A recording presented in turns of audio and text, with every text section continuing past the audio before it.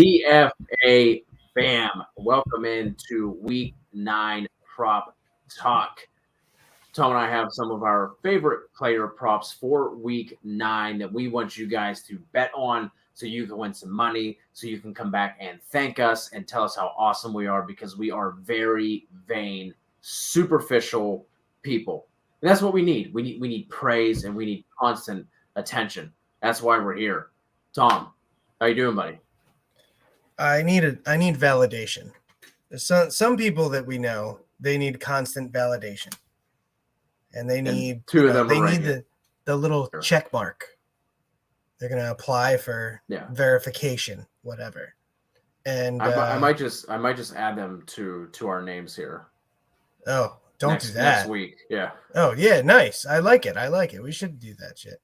But yeah, we're gonna talk fucking props, man.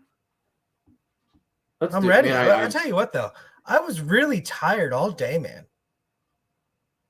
I was just really tired. I basically was just tired of all that money I won last night on Jonathan Taylor. I mean, I think that's what it was. Just money. Yeah. It just was dragging me down. Money was dragging me down. So I had to spend some of it. Let's add some more to that weighted vest that you're carrying around. Why don't you kick things off for us, since you were not here last week? Give me your first prop for week 9 that you're hitting. All right, I'm going to go with my boy Deontay Johnson, 73.5. That's right, Deontay, Cody. I know you love it.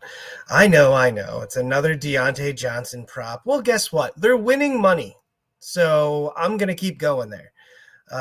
Bears have allowed the 5th most yards of receivers in the league. Deontay has topped 70 yards in his last 5 games, 3 of which he went above 90.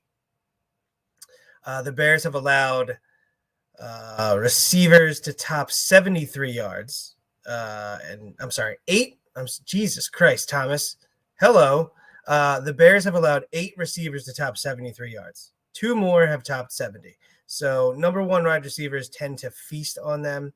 Kupp, Adams, Godwin, Debo all had 89 yards or more.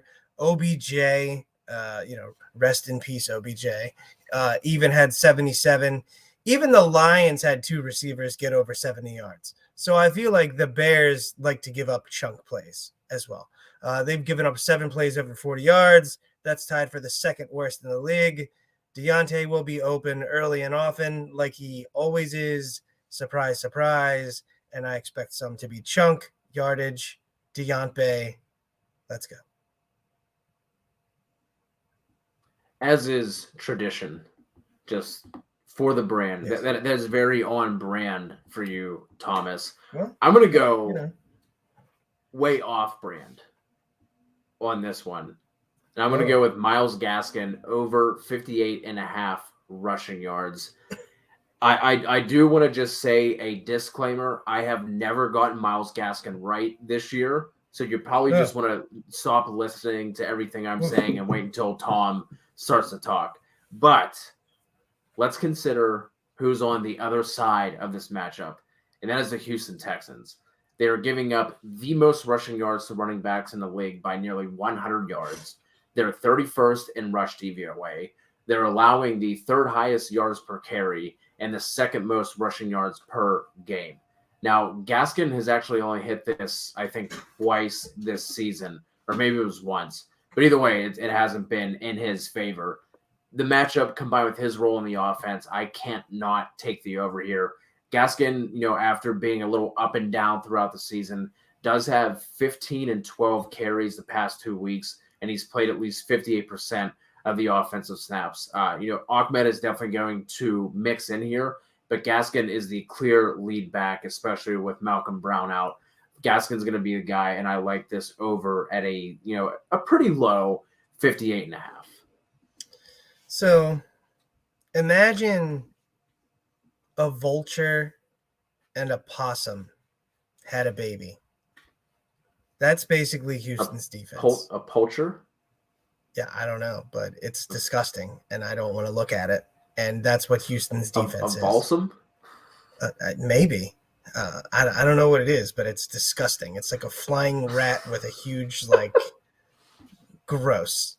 Another fun fact for you, since Tua came back, he is second in the league in pass attempts the last 3 weeks, averaging 42 attempts a game. That's all. That's all I got. I just, I thought people would want to know that. Okay. Yeah. All right. Well, I guess we'll move on. I guess I'm just going to stay on brand the whole damn show, aren't I? Jerry Jeudy over 55.5 yards.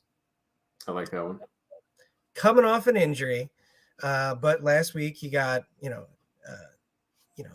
eased back into it. So per Graham Barfield, Jeudy lined up in the slot for 88% of his routes run last week. That bodes well for Jeudy. Have to deal with Trevon Diggs. Dallas has a huge weak spot in covering the slot.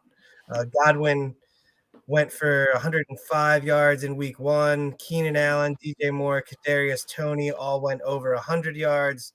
Adam Thielen had 78. Are you seeing the trend, Cody?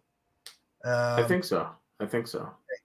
Jeudy had 24 routes run last week. I expect that number to go up this week, especially as Denver looks to expose that weak spot for Dallas. They're going to have to pass. We're probably going to get some garbage time receptions as well, as Dallas is favored by 10 points at home. So I like that 55.5 number for Jeudy to hit. It will be the second time that I've taken him this season. The first was in week 1 when he hit the over in the first half before getting hurt. So let's do it again. First half, Jeudy over. Boom. Yeah, I think 7 targets on only 24 routes run, something like that. 9 targets on. I know he only ran 24 routes that first game. It was looking like we were finally getting the Jerry Jeudy breakout, and then here we were. 7 for 73 he was. Disgusting. Yeah, just he was like a Wawa. It was always open. Wawa. You guys know what Wawas are? Yeah, it's we have Sheets. Yeah, kind of, but not. But no, it's literally the same thing. It's a gas station that serves better food than you would expect to find in a gas station. It's the same thing. Well, but it's not the same thing. Wawa's and Sheets, all right, they're the same damn thing, except Sheets is better. I'm going to go off-brand again, and I'm going to go Josh Jacobs over 60.5 rushing yards. The Raiders going into this game up against the Giants are actually 3-point road favorites, which I don't know how I feel about. But what I do know is the Giants' rush defense is #bad. They are 21st in rush DVOA. They are 27th in adjusted line yards, 28th in stuff rank, and 21st in second level yards. Jacobs actually hasn't hit this line this year. He has not hit 60 yards, but I do really like him in this spot. I think with both of these teams, we kind of see a little bit of like a slower, gross, like ground and pound type of game, and I think that Giants rush defense can definitely be had, and we know that Jacobs is going to be the guy. He's healthy, coming in off of the bye week, so I like Jacobs here over 60.5 rushing yards. So you're saying he's due because he hasn't hit 60 yet. He's due. The odds are. I was fully expecting when I pulled up the game log. I'm like, okay, he's probably had like a 63, a 67-yard game mixed in here and there. No. And I might not love Jacobs as a fantasy asset, but he's still a pretty solid running back. So, like I said, I just think in this matchup, go with everything that's been going on, I do like Jacobs to hit that over. Okay, that's you're braver than I am. It's Jacobs. I can't really place a bet on him. I don't know why. Not yet. Not this year. He's gonna pop one off for me. I gotta see a nice run. You think he's gonna? But you basically you think he's gonna get the volume. He's going to get the volume. It's a good matchup. Yeah, I get you. Giants like the Giants are going to come out and, hang 17 on the Raiders early, and they're going to have to abandon the run or anything like that. So I think it's just going to be one of those like slow, gross type of games. Yeah, no, I'm down. All right. Well, since you're going off brand so much, I'm going to stick with the brand. Marquise Brown. Ding, ding, ding, ding, ding. Come on down. 58.5 yards. And I'm going to go with the longest reception. That is 23.5, I think it was. I didn't even look. I didn't even have to look up his stats for longest reception just because he's good. Vegas really has not adjusted for Hollywood yet, which is fine by me. 6 out of 7 games, he's had a catch of 29 yards or more. He's gone for 69 yards or more in 5 out of 7 games. So, that's right there. I don't know why Vegas isn't adjusting, but okay. Vikings have given up 24 catches over 20 yards and 4 over 40. Keep in mind they have already had a bye week as well, so that number is worse on a per game basis than what you're probably thinking. Vikings give up 189 yards a game to wide receivers. They have allowed 10 wide receivers in 7 games to go over 63 yards, Cody. 10 in 7 games. And a wide receiver in every single game has had at least 63 yards or more. Yeah. So one trend I've noticed is that speedy wide receivers are constantly the ones burning them. Among those 10 wide receivers, we have Jamar Chase, Rondale, Christian Kirk, DK Metcalf, DJ Moore, Amari Cooper, CeeDee Lamb. I didn't even have to, the other 4 just like, man, whatever. So next up, Hollywood. Yeah. Put it in. Yep, we actually and take that longest reception again. 6 out of 7 games, 29-yard catch. Come on. Yeah. It was almost like Walito was looking at our show sheet because you had obviously Hollywood you just talked about, and I have Justin Jefferson over 75.5 receiving yards. Jefferson has hit this in 4 of his 6 games this year. Hold on. Walito's basically talking air yard porn. My God. All right. What? Justin Jefferson. I just don't know how I move on from that. Over here talking cream frage. Over 75.5 receiving yards for Justin Jefferson.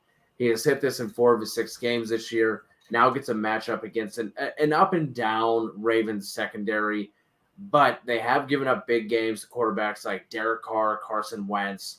Burrow lit them up last week, and the thing that excites me here in this matchup is the fact they've given up 32 receptions of 20 or more yards, which is tied for the 4th most, and they've given up 6 plays of 40 or more yards, which is tied for 6th most in the league. Obviously, we know that's part of Jefferson's repertoire.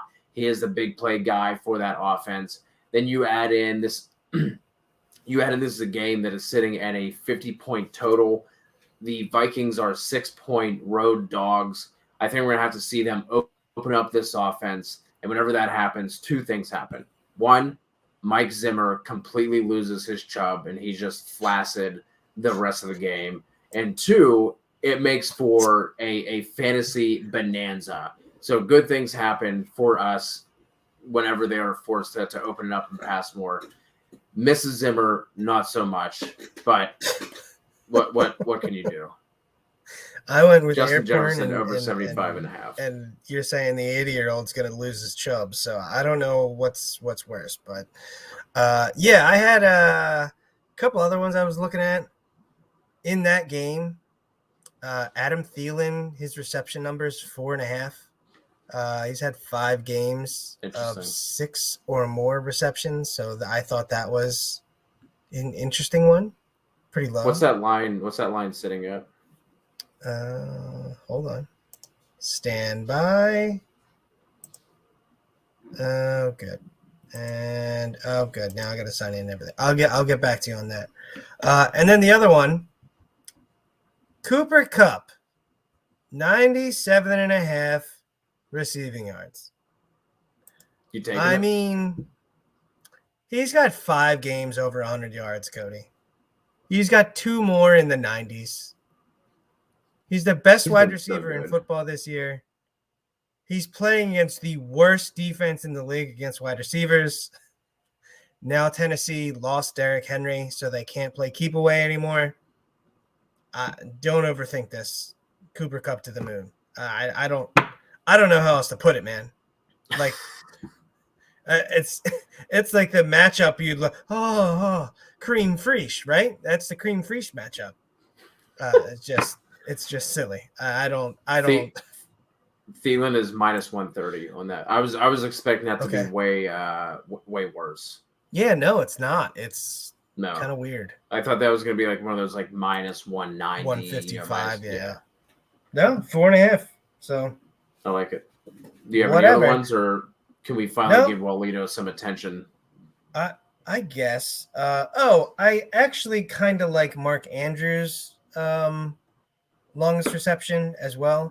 He's got 6 out of 7 games with catches of 20 yards or more. I think his longest reception is 21.5, perhaps. Hold on, wait. I'm in there now.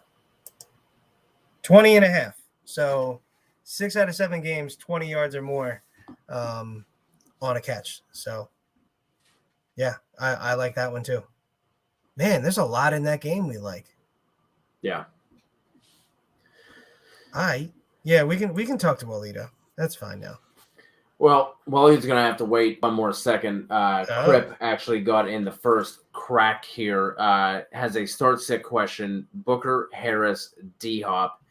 Hopkins' game-time decision looks like he's probably not going to play. So I don't think – I wouldn't be messing with D-Hop anyway. If he's a game-time decision, we saw what happened last week. Went out, came back in, went back out. I wouldn't even bother with it, especially with how this week has gone. I would just go Booker and Harris here and not even I would be kicking myself if I started Hopkins, say he plays, he comes out, he's in for like a series, and then he's done. So Crip, I'm just going to go with the 2 running backs there, both in solid matchups. Obviously Booker in a little bit better of a spot, but just go the running backs there. All right. Yeah, I agree. And the other thing is Kyler is questionable. He hasn't practiced all week, and we don't know what's going on with him. So who knows? Correct. Yeah, that's probably buried the lead there a little bit. And Walito, listen, my wife also had JT going up against me this week, so you're not special. Someone else also dropped 33 on my head, and it happened to be my wife. So. Walito being the homer he is, Mark Ingram over 28.5. Stop it. Mark Ingram. He's such a homer. I know. Well, Jonathan Taylor dropped 43 in my home leagues with bonuses. So, hell yeah. Hell yeah, boy. Are you putting any money on Mark Ingram this week? Am I? Yeah. No, I like to win bets. All right. Well, how do you feel about Mixon over 80.5 total yards? I looked at it. All the Bengals have low over-unders. Chase is at 72.5. 73, I think. Yeah. 72.5, 74.5. But that was a little bit lower than I thought. Mixon's at 80 total yards, which I thought was low. So I don't know what's going on with Cleveland there. I will say that I would like Mixon's total or his receiving more so than his rushing, because the Browns, for as much shit that is surrounding their team right now and how bad their secondary has been, their rush defense has been pretty good. I know Najee had a solid outing against them last week, but I would prefer Mixon's either total yards or receiving yards. Speaking of shit surrounding a team, what about Aaron Jones over 61.5 rushing yards? Obviously, with Aaron Rodgers teaming up with Joe Rogan and, talking about COVID propaganda and everything else. I saw that right Jones? before. Dude, I saw it right before I came on, and I was like, "Wait, what? You're actually saying this stuff? You're telling people?" When he said that, who was the interview with again? I'm not sure. It was with the Pat McAfee. So when he says that, Pat McAfee has to cover his mouth a little bit. And he did like something like this, and then he had to cover his mouth because he gets like so excited because Aaron Rodgers said he talked to Joe Rogan, and McAfee basically he knows instantaneously where it's going, and he's like, "Oh, this is gonna be great." My numbers are about to skyrocket. Yeah, pretty much. Aaron Rodgers, 61.5 rushing yards. I don't know. I feel like I might trust his total. I feel like what the defense is going to do is they're just going to load the box, dare Jordan Love to pass, and then they're going to bracket Davante Adams. Like, you can get away with that kind of offense and those lack of weapons if you're Aaron Rodgers. I don't know if Jordan Love is going to be able, you know what I mean, like to command the same kind of respect. So, like, it feels like this should be an easy one, but like I'm just staying away from like this game just in general. Yeah. I mean, I might take a Tyreek bet just because I have to take a Tyreek bet at least once a week. It's in the bylaws. It's in my contract. We kind of we brushed over this game a little bit. What about T. Higgins over 60.5?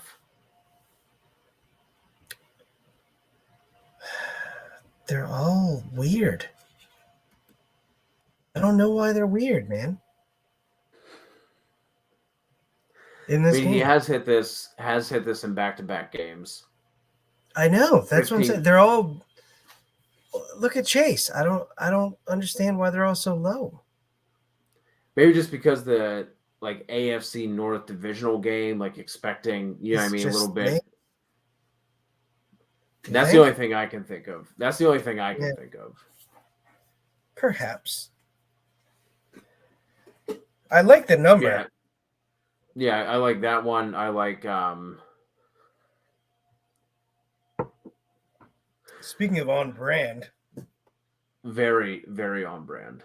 Are you touching either of these? Do you like either of these? 66.5 and 4.5 receptions back. for Cooks. So Tyrod's back. So Brandon Cooks is probably going to be good again. Well, I wouldn't go that far. He might be okay for fantasy, but I don't know if I'd ever call Brandon Cooks good. Wow. Bryan Edwards over 3.5 receptions. Like, I want to see Edwards first. I want to see if they're actually going to use him, because it's not like Henry Ruggs was out there soaking up 7-8 targets a game. You know what I mean? Like, right. I would hope that Bryan Edwards gets more involved, but it could easily be a thing where like Edwards only sees like an extra target or two, and everything else goes to Renfrow and Waller. You know what I mean? Like, I think Kev mentioned it on the wide receiver show that Ruggs only had a 14% target share. Like, it's really not all that much. You know what I mean? Like, I would love to see it. I'm here for it. Bryan Edwards, that's been my brand. That's been my Bay. Brian Baywards. Bay and Baywards for me.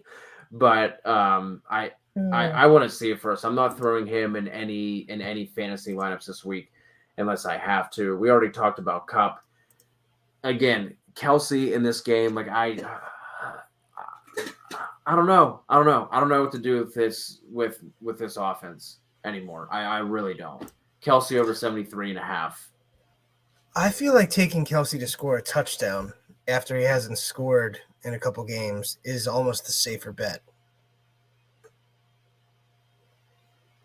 What do you think?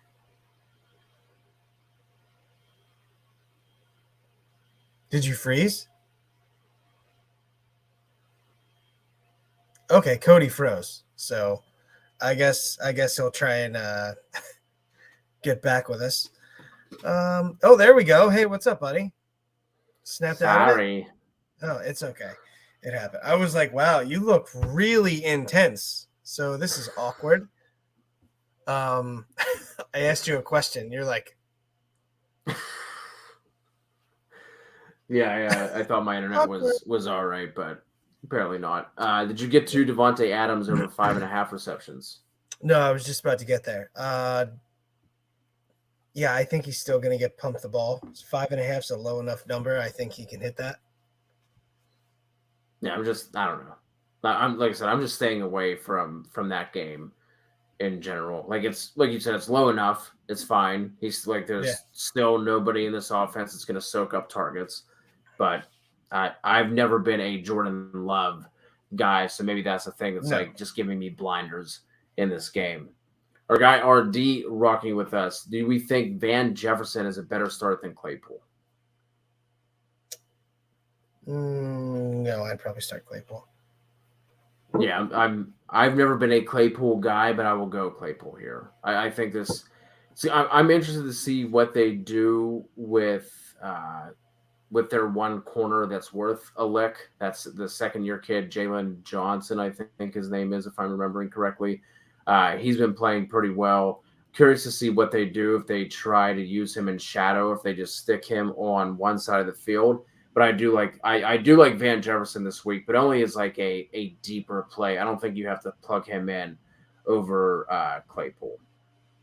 Yeah. What about Van Jefferson? I get the urge to do so because he's playing against Tennessee. Yeah. But I think Robert Woods is going to have a good game. Cooper Kupp's going to have a good game. You know. What about Van Jefferson or Rashod Bateman? I'm gonna go with Rashod Bateman. I'm gonna go Rashod Bateman there because everything I said about Minnesota's defense.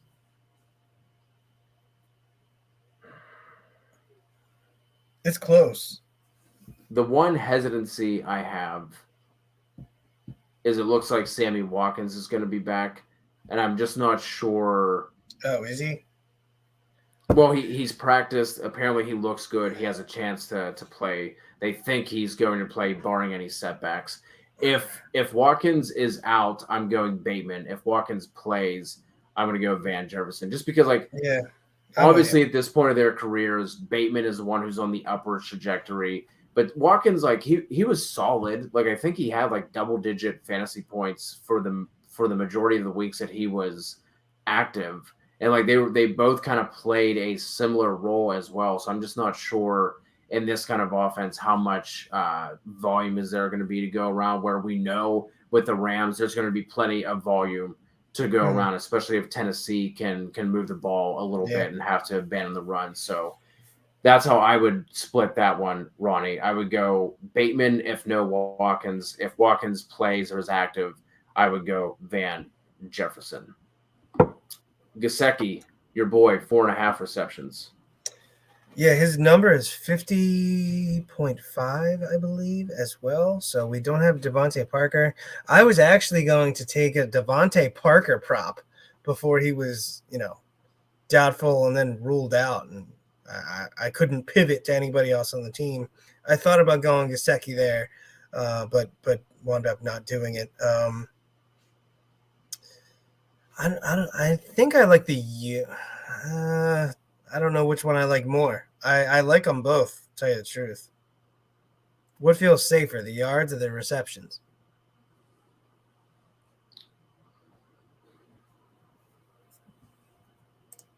Is there anything that I think you're fine with both? Honestly, I guess if I had to pick one, I would take receptions. Yeah. Receptions probably feels a little safer, but I like both. There's obviously the matchup we're not worried about whatsoever. Yeah, he's hit over 50 receiving yards 4 out of those 8 games. Another tight end. You mentioned Andrews a little bit. What about Andrews over 4.5 receptions? What is it? I like his yardage more, I think. Because he's tough because he can have 4 catches and he can bust a long reception off, or he could get 10 catches. Who knows with Andrews? So I prefer his yardage. I don't hate the receptions there, but I would go yardage. What about CPAT over 70.5 total yards?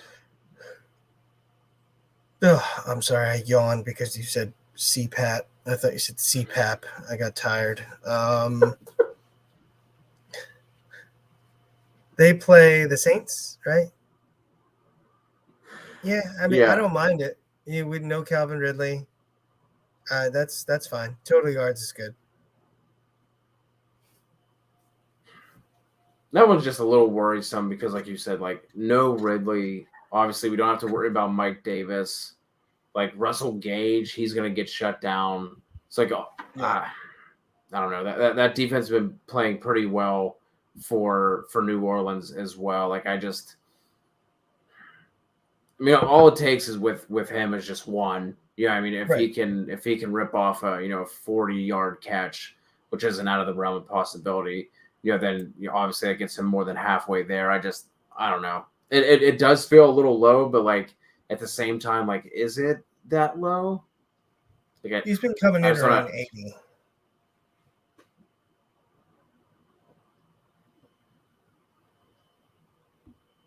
Yeah, I feel like with all of Wallitos, I'm just like, I'll just stay away instead. He's been doing good. Perry has a trade question here. Should I trade Deontay Johnson and Khalil Herbert for A.J. Brown? To me, that's basically Deontay Johnson for A.J. Brown.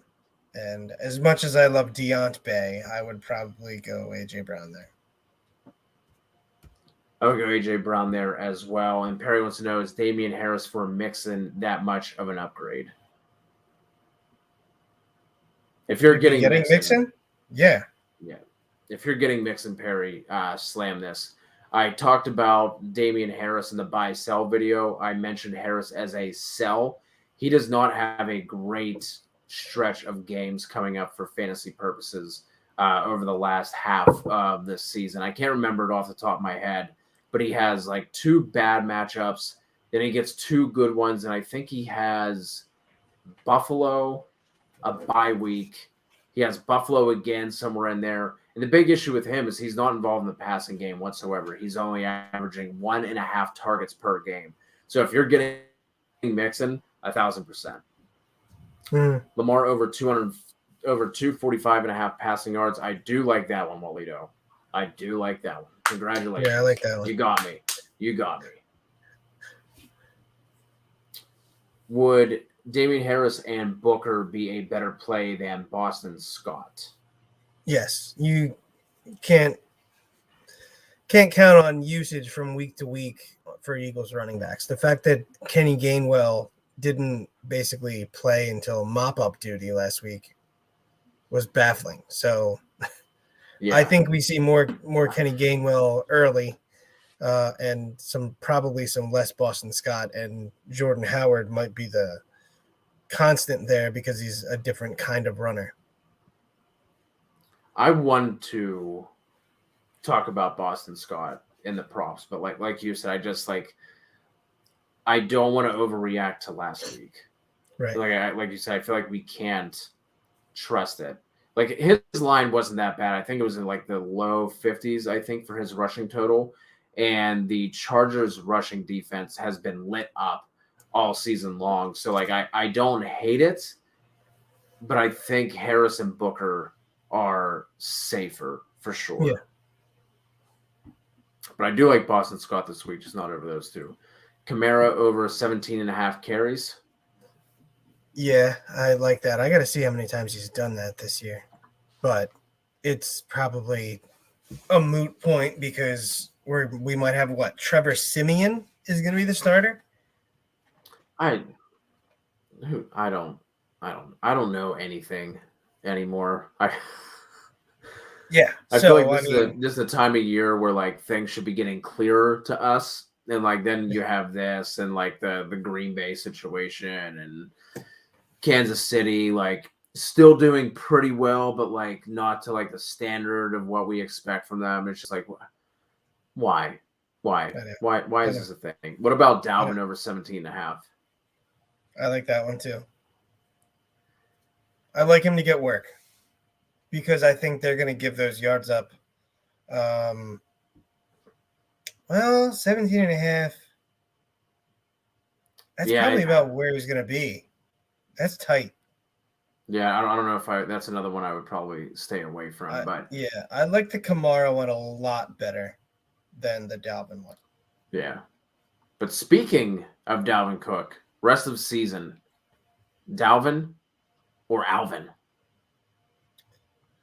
Oh, man. I am waiting to see how Simeon looks in the offense, to tell you the truth, before I make a decision.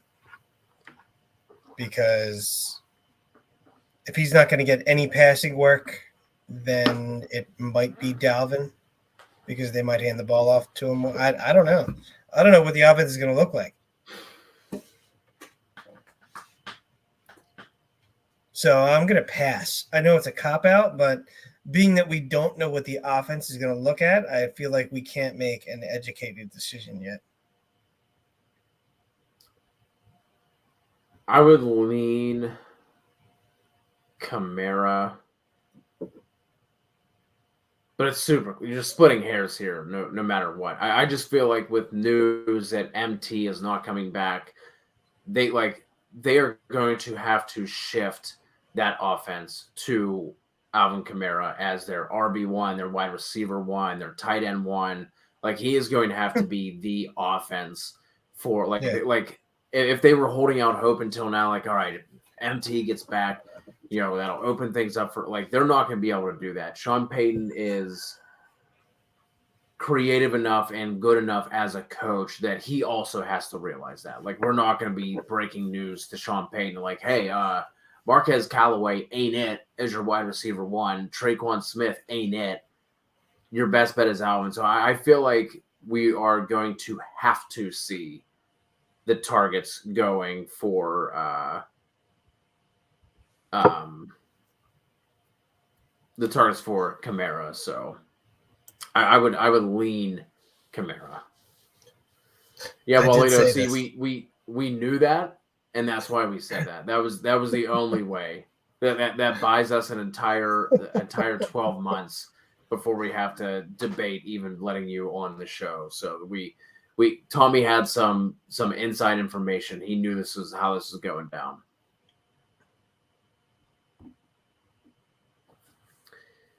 Here we go. Last but not least, for RD, which lineup would you guys run? McNichols, Williams, and Henderson with Diggs and Claypool as my receivers, or Diggs, Claypool, Van Jeff with Henderson and Williams?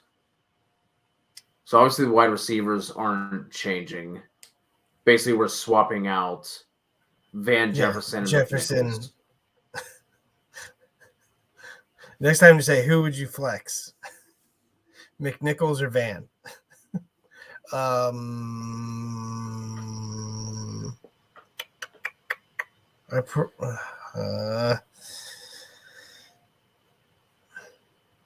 probably go Van because we don't know what the offense is going to look like yet.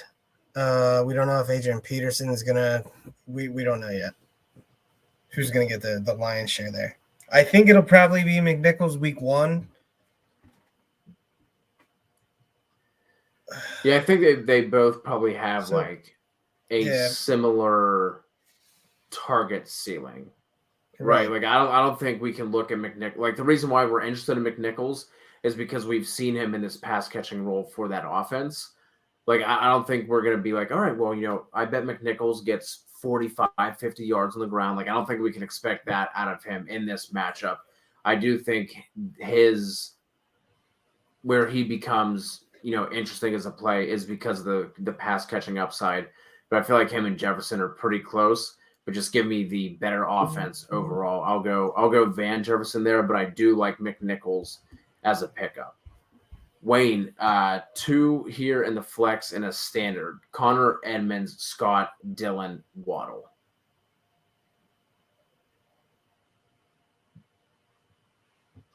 I'm going to go Scott and Waddle.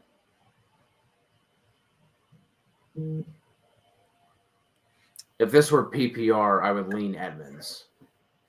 But since it's a standard, I'm going to go Scott and Waddle. I'm going to go Waddle and Edmonds. Oh, my kids are awake, crying. That's not good. Last question. Follow-up, I have to give people in my league a lot just to get them to trade. I'd be giving up Harris, Pitts for Mixon. I have Goddard. I would not do that. I would not give up Kyle Pitts and Damian Harris for Mixon, I don't think. Try and give up Goddard instead. I would definitely do that. Instead, I just there's a Harris for Mixon was clearly obvious, but then throwing in Kyle Pitts kind of blows everything up. Tom, if you have to bounce, that's fine. We have 2 more here. Go. And all right, man. All right. Sorry, guys. See you, buddy. Later. So, sorry, guys. Let me I don't know. We'll just have to throw this one up. That's fine. What do we think about Jeff Wilson coming back to the Niners? I think he makes for an okay stash. Not really looking to plug him into my lineups this week. I kind of want to see. I think Eli Mitchell has done enough to get that role, but Wilson throws another wrench in here. I like him as a stash, but kind of just hold and wait and see what happens with that. And speaking of Mitchell, B-Dubs wants to know Mitchell or CPAT in a half PPR. Just give me Mitchell. I don't want anything to really do with that matchup for Patterson. So I like Mitchell a lot, and I like him in this matchup as well. Very high on Goddard. Need RB1. I still think I understand sometimes you have to overpay to get guys like that, but Harris and Pitts for Mixon is just a little too rich for my blood.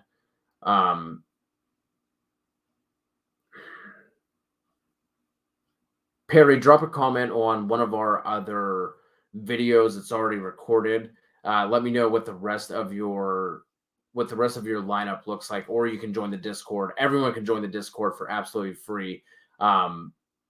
Check one of our other videos for a link to that. They're in the rest of our videos, just not this one. So either join the Discord, Perry, and give me a little bit more context, or just drop a comment on one of the other YouTube videos. Let me know what the rest of your roster looks like, and then how many teams, just so I can get a better gauge of if I'd be willing to overpay and do something like that, because we love Kyle Pitts rest of season.